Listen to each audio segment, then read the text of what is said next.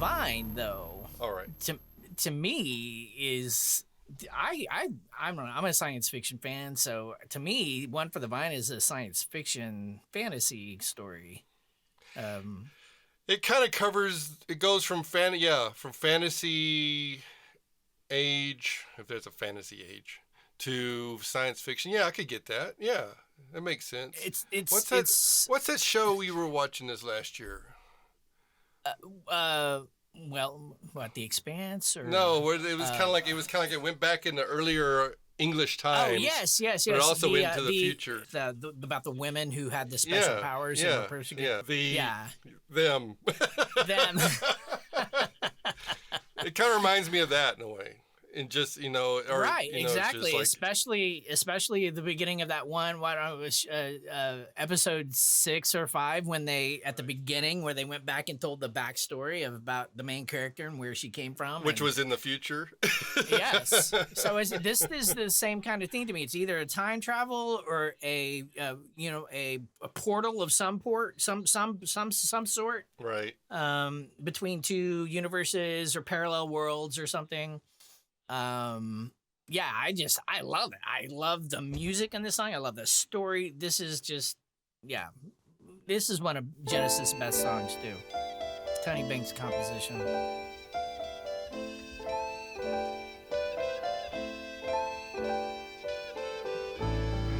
So beautiful. 50,000 men were sent feels great. to do the will of one. His claim was phrased quite simply, though he never voiced it loud. I am he, the chosen one. In his name they could slaughter, for his name they could die. For many there were believed in him, still more were sure he lied. But they'll fight the battle on. Then one whose faith had died fled back up the mountainside. But before the top was made, a misplaced footfall made him stray from the path prepared for him. Off of the mountain onto a wilderness of ice. He just went through the portal. He's in another This world. unexpected vision made him stand and shake with fear. But nothing was his fright compared with those who saw him So appear. the natives are now, they saw him appear out of nothing. Terror filled their minds with awe.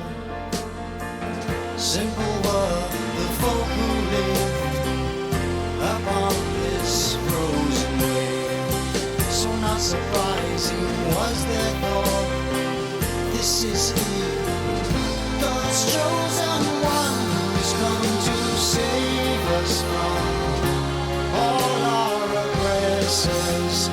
We shall be kings on this world.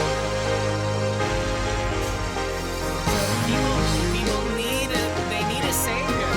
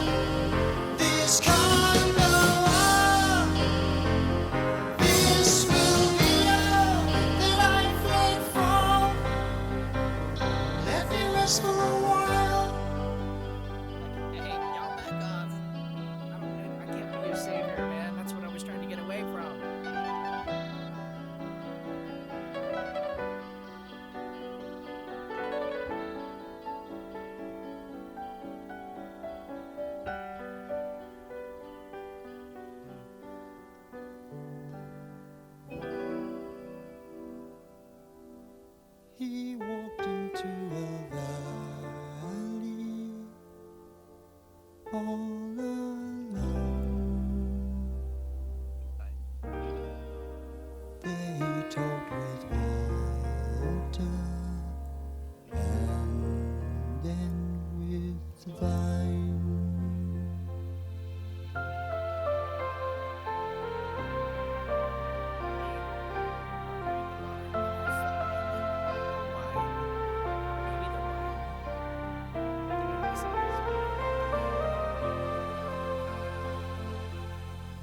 Should I be their savior? I want to go home.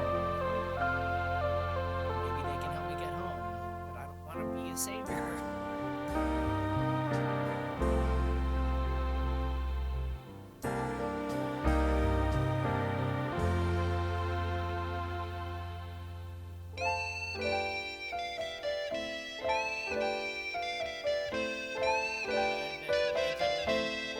Backwards symbol.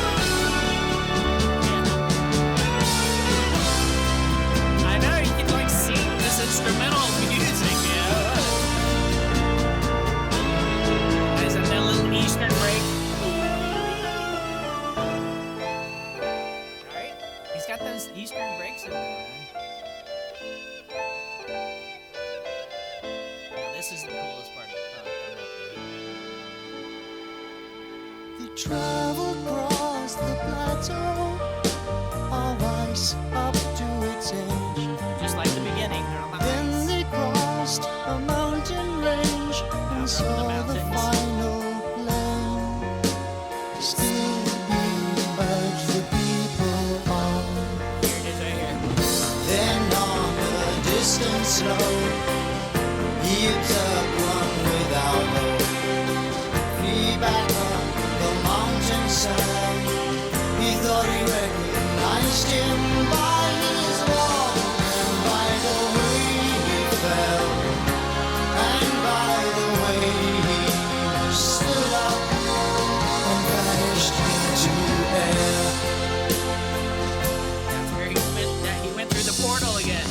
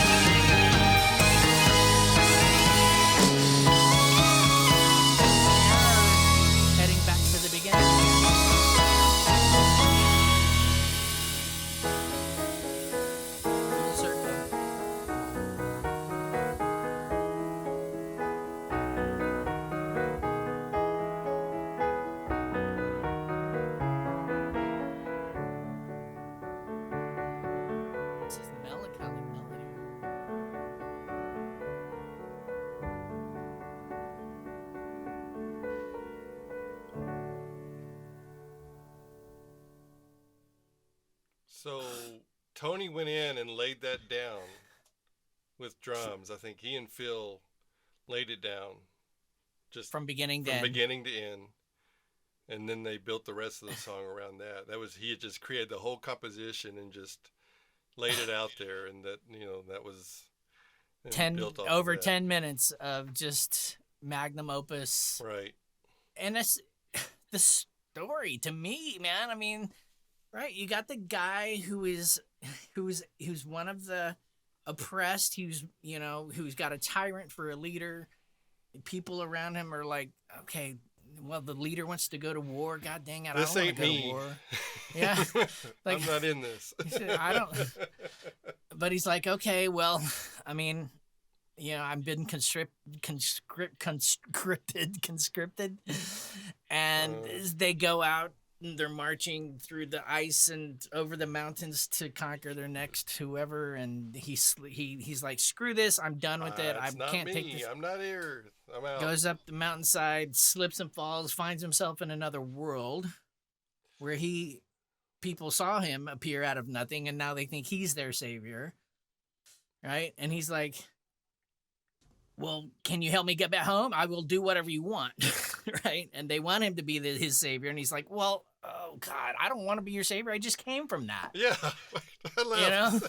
I don't want, and so he's like, okay, hold on. And then he goes and he gets away and he meditates with the water and the vine tells him, hey, this is the way to get back home, and you have to lead them into this battle. And so he's like, okay, I want to go home and I don't want to do this, but so he leads them, across the ice, across the mountains towards their next battle. And while he's coming down the other side, he noticed some lost soul is making his way up the mountainside to get away, and he looks familiar, but then he slips and falls, and then he knows that's me. Right. And I'm in this time loop or this loop, this wormhole loop or something, and I'm gonna come out on the other side and be in another dimension or another planet, and I'm gonna have to go through this all again. So some people think that the vine, and I kind of think so too. The water and the vine to me are like a religious thing. Yeah, so exactly. Not so much a wine thing. That's kind right. of the way I look at it. But I've never seen anything where Tony actually says anything about what that meant. But I do have my fantasy built off of this fantasy. My fantasy is that Tony goes out and creates a screenplay and makes this into a movie. That would be your alternate universe. Yeah, I think that'd be pretty cool. It could be. Totally, dude. Yeah. No, I mean, an episode of Quantum Leap or something, No, a movie. Get Peter Jackson on it. Let's go. Come on. Denis Villeneuve. Yeah. Or Ridley Scott. Ridley Scott would make this a beautiful movie, I think. Yeah. Any of those guys would.